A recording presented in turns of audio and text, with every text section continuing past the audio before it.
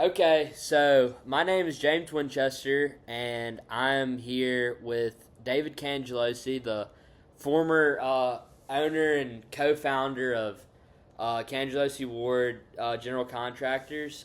Today is November 15th. So, Mr. David, just give us a little introduction of yourself. I'm sorry. Stop the camera. Okay. My name is David Cangelosi.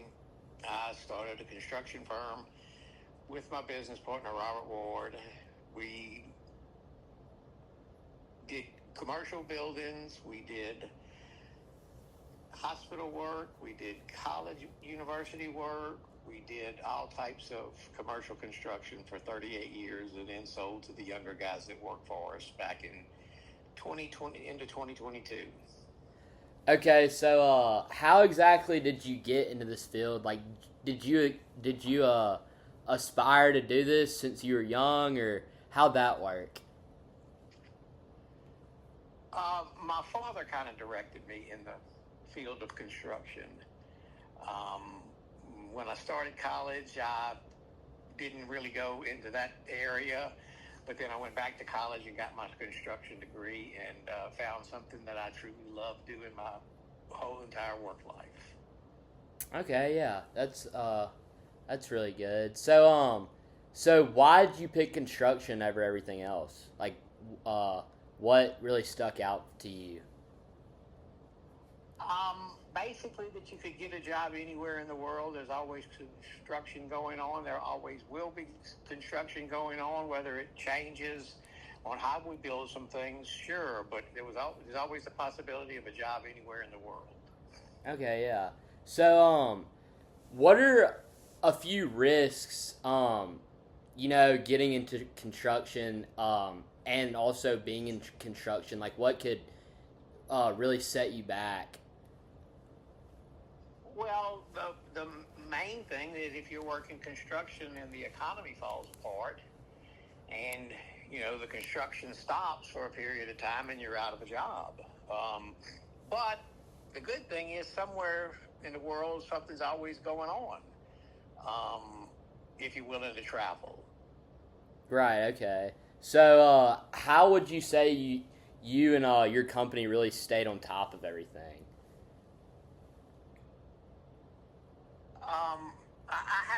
I had a business partner, Robert Ward, and he did the estimating, and I did the field work, and we worked together to make sure that we always had the work coming in. We had the best known practices at the time of how to build buildings and maintain relationships with architects and owners. Okay. Hold on. Okay. So, what what are your uh what were like your hopes and aspirations for the company? Like, did you intend on getting it really big, or did you want it to stay kind of smaller? Like, what do you have in mind? When we started the business and we maintained the business, we stayed to a small to medium-sized company because we felt like we had to be involved with everything, touch everything, as owners to please the architects and the engineers and the owners of the people we were building for. And we stayed that way for 38 years. Growth over the 38 years, but never got too big. Um, we ran a small group of people in the office, but then had several superintendents in the field. And that's the size we wanted to be. We got as high as 12 superintendents and 4 people in the office, and we maintained that. And we were very happy with our growth and our relationships we built with everyone. Okay, yeah. So, what would you say was y'all's main key to success? Like, how did y'all really just get kind of next level, if that makes sense? We worked at maintaining relationships with architects. They're the ones that, start the work for the owners. They draw the plans. and get the jobs out for bid or negotiation. So we maintain very good relationship with the owners, with the architects and the owners within the city of Baton Rouge, because that's where we did the majority of our work. We only went out of town as if a previous client asked us to go do a job for them somewhere else, which we did several of those. But I think it was the personal relationships that we made with the architects, the engineers, and eventually the owners that we worked for several times. So it Okay. was in the personal relationships. Yeah, I feel like that's really important to having just a strong business and then community inside of your business. So how do you think you would differentiate your business from competitors? Would you say it's really just kind of a tight knit community? Like, what would you say about that? We very much wanted to please the owners we worked for. Some other construction companies don't really care about that as much as I think we did. We wanted to maintain very good relationships with our subcontractors because they did 85 to 95% of the work on our job as a general contractor. We just managed the subcontract. Eventually got to just managing subcontractors. So it was in the relationships. Right. Okay. Yeah. So what, like, let's kind of shift to kind of a day in the field. So what would be like a typical, like everyday work day for you? What would that look like? So I ran the construction work in the field. So I would get up, 4:30, 5 o'clock in the morning, get out, get to the office, and then start going to every one of my jobs to see what the progress was, if they were on schedule, if there was any major issues. I couldn't get to every job every day, but then I tried to question my superintendents on things that I knew the answer for, and hopefully they knew the answer for it to make sure that they knew what they were supposed to be doing on the job. And eventually get back in the office probably about 3:30 or 4 o'clock, do a little bit of paperwork, and try to get home by 6 o'clock at the latest. Right. Well, yeah. Okay, cool. So what do you think kind of one of the biggest challenges is to, just run a business in general? Maybe also in construction as well. Um, well, one of the biggest challenges is knowing your financial situation to be able to keep the business up and running and moving. But to me, the biggest challenge is the relationships within your company. And that's why we tried to stay small, to have more of a family oriented, friendship type employee workforce as opposed to just employees that we didn't know anything about them.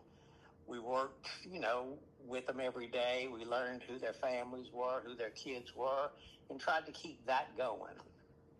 Okay, yeah. So let's kind of shift to sort of the topic of, advice and just lessons you've learned. So like if you had to give a good piece of advice to someone who wants to, start, wants to get into what you have, just built. What piece of advice would you give to them? Oh, there's several ways to get up. You can work in the field and work up to being an owner of your own company. Or like I did, I went to college and got a degree in construction management. Then went to work for 2 or 3 different construction companies.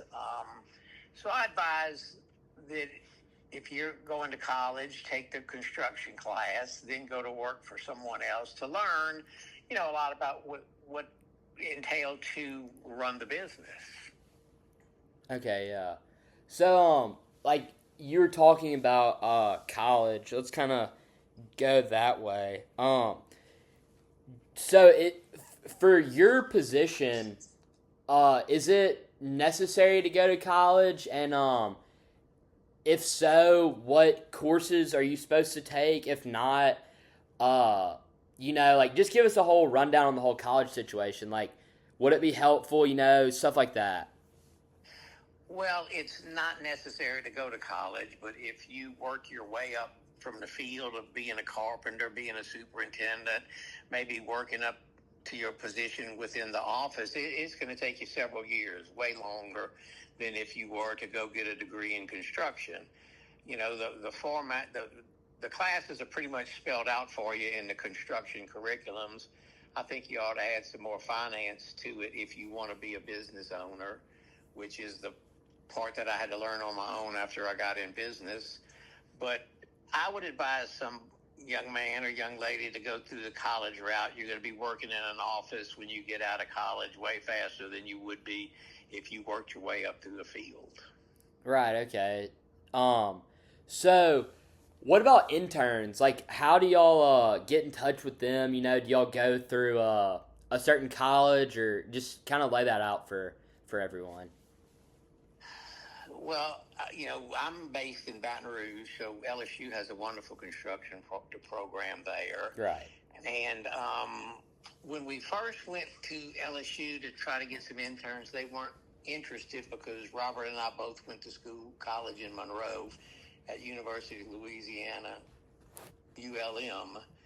And then Tommy, one of our employees, met someone who helped him hire a young lady, and she spent 2 or 3 years with us, and she was told that she had to find the next intern. It was because every year the intern, when they graduated from school, brought in a younger intern than they were to work for us.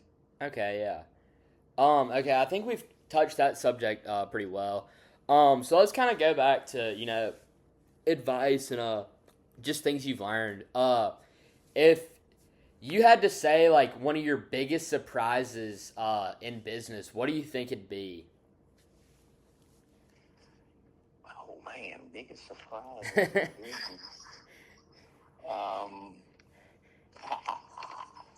Every day was a surprise.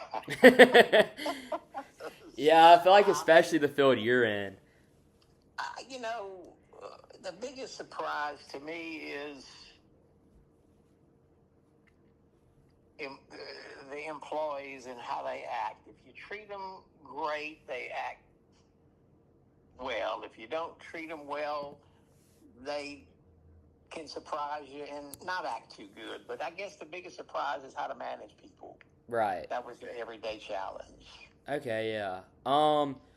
So let's see. I'm trying to look through these questions. I think that about covers it all. Well, okay. Thank you, Mr. David. I appreciate you giving me time to interview you, and I really do. I really think I have learned a lot more than I realized. Talking to a business owner is something that you really do aspire to do. I feel like you can never learn too much, and I feel like you have also been in those shoes before. Oh, yes. Anytime I can help you, young man, I'll be happy to. Well, thank you.